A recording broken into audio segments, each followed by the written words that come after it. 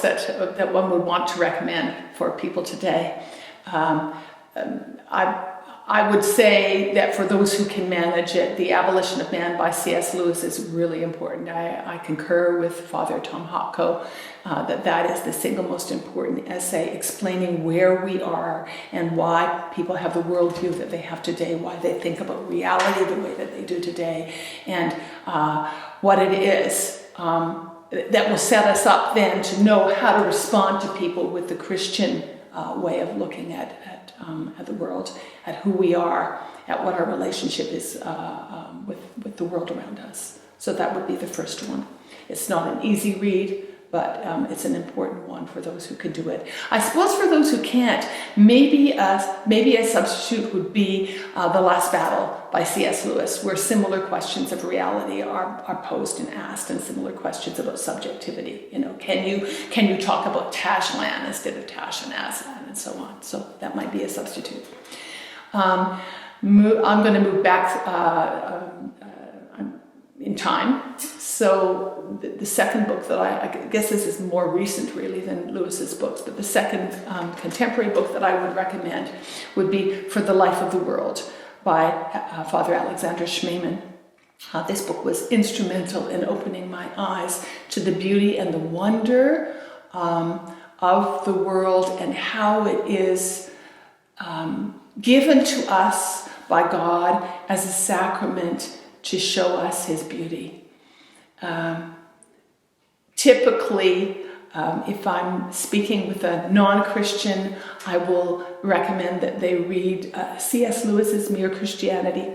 If I'm speaking with a Christian and they haven't read it, I will recommend Father Schmemann's For the Life of the World, because it adds depth to basic Christian teaching.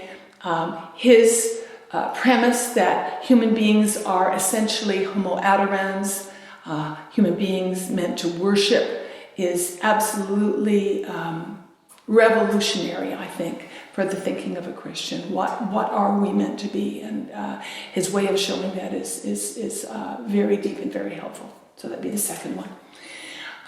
The third that I would recommend would be St. John Chrysostom's work.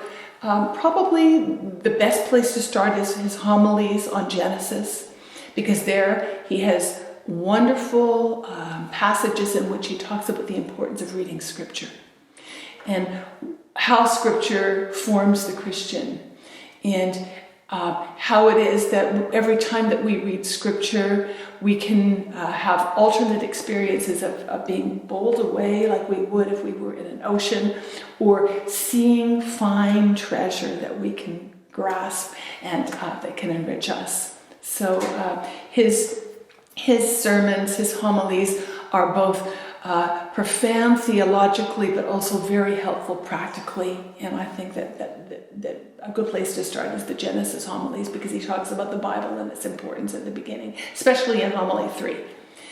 And then fourthly, St. Athanasius is on the Incarnation. Absolutely central for us to see how it is that the incarnation of Christ is not simply for our salvation, though it is, or our redemption, but for making us all that we're meant to be, giving us a full idea of why it is that God became a human being. And also reading it gives us a reminder of what it is like to stand against the world, and even to stand against members in your church who have been seduced away from the tradition, and not to know whether you're going to be the winner. He didn't know, but just to stand there. And so reading him, you get something of the boldness and the humility of that great saint coming through his words.